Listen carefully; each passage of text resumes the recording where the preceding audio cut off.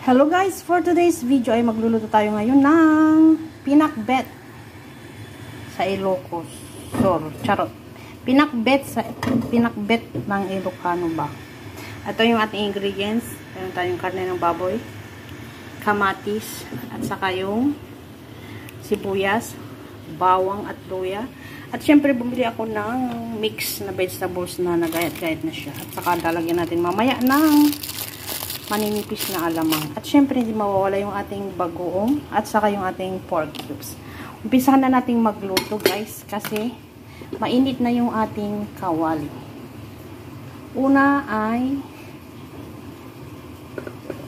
igigisa muna natin yung karne. Ayan, guys. Lagay ko na yung karne.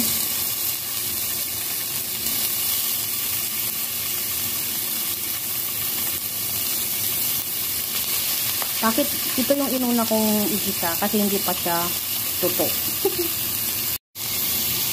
Ayan, haluin lang din natin siya, guys. Lutuin ko muna itong karne bago ko lagay yung mga ingredients niya. Madali lang naman, guys. Bale, itong karne na to ay puro sa anong tawag din? Wala siyang taba-taba. Sa Ilocano, lasag. Puro lasag.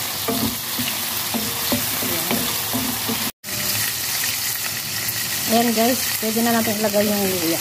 Luya muna yung ilagay natin bago yung bawang. Alam nyo, nilalagyan ko ng luya yung pinakbet. Kasi pampasarap to guys. Hindi ko ba alam? Pampasarap ang luya sa pinakbet.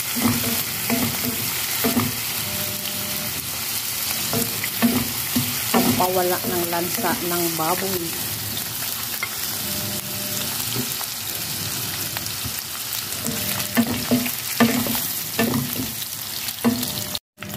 Ayan, pwede na natin ilagay yung bawang. So, diba, isinasantabi ko lang yung mga naunang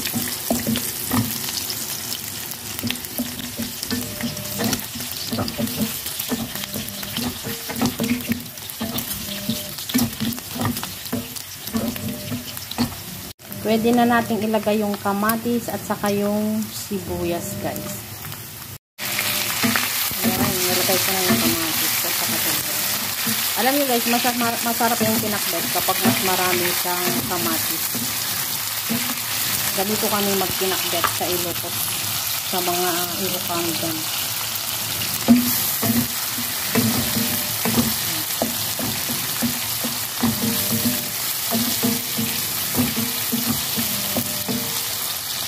Ngayon, pwede na nating lagyan ng bagoong. Ang paglagay ng bagoong ay huwag natin siyang lagyan ng marami. Ayan, konti lang siya guys. Huwag muna natin siyang haluin para hindi maglasa yung bagoong dyan sa mga karne at saka pakuluin lang din natin siya. Tapos, ilalagay na natin maya-maya yung pork cubes at saka yung gulay. Ayan guys, nilagyan ko na siya ng half pork cubes.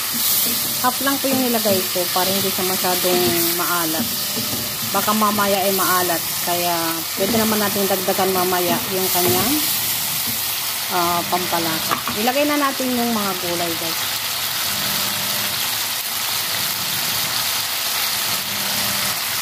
Pero bago yan, lagyan muna natin siya ng konting tubig. Yan guys, nilagyan ko siya ng konting tubig. Konti lang po yung lalagay natin guys. Kasi ang pinakbet sa Ilocos, hindi siya masabaw. Hindi madami yung sabaw niya. Konti lang po siya talaga. Maya-maya lagyan natin siya ng alamang. Nilagyan ko siya ng alamang guys, yung maninipis. Bakit ko ba nilagyan ng alamang? Kasi syempre gusto ko eh. May magagawa ba kayo? Hindi, pampasarap din siya guys. Masarap yan kaya. Lagay na natin yung mga gulay. Kailangan na natin kasing lutuin yung mga gulay. Kasi itong mga gulay na to, ginayagayat nila.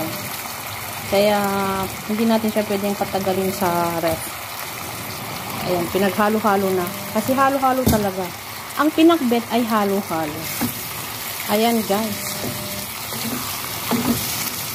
ang ating pinakbet. Takpan lang natin at lutuin natin yung mga gulay. Kung kulang yung sabaw niya, habang niluluto yung mga gulay, pwede natin siyang dagdagan, pero wag lang po siyang marami. Alam nyo ba guys kung ano yung technique ng pagluluto ng pinakbet para sa amin?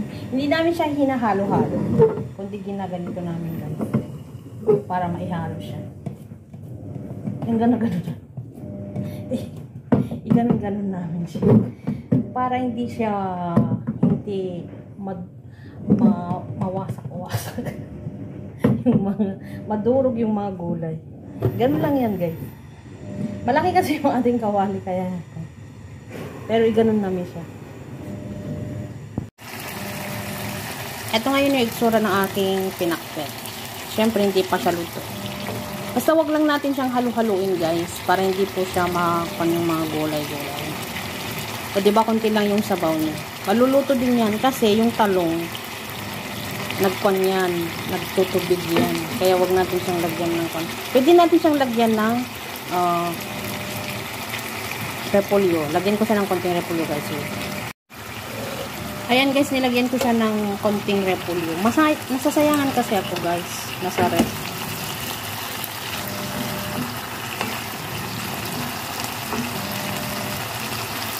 Yan, nilagyan natin. Pero yung iba, hindi na, ayaw nila ng repolyo. Pero ako, okay lang man.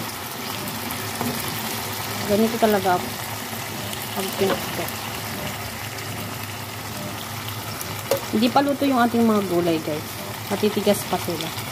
Kaya pwede pa naman natin siyang dagdagan ng kaunting tubig lang. Luto na yung ating pinakbet, mga tsakadora. Ayan. Pwede na natin siyang i-close yung fire. So, diba, nag-Tagalog, nag-English. Ayan. Luto na po siya guys. Thank you for always watching my video guys. Sana mayroon na naman kayong idea ngayon kung ano yung uulamin ninyo. Pinakbet. Pinakbet ng Iloko. Mas masarap din sana kung meron siyang kamuteng kahoy. Ay, kamuteng kahoy, kamote. Yung bunga ng kamote. Basta wag siyang masyadong halu-haluin guys. Okay na siya guys. Thank you everyone.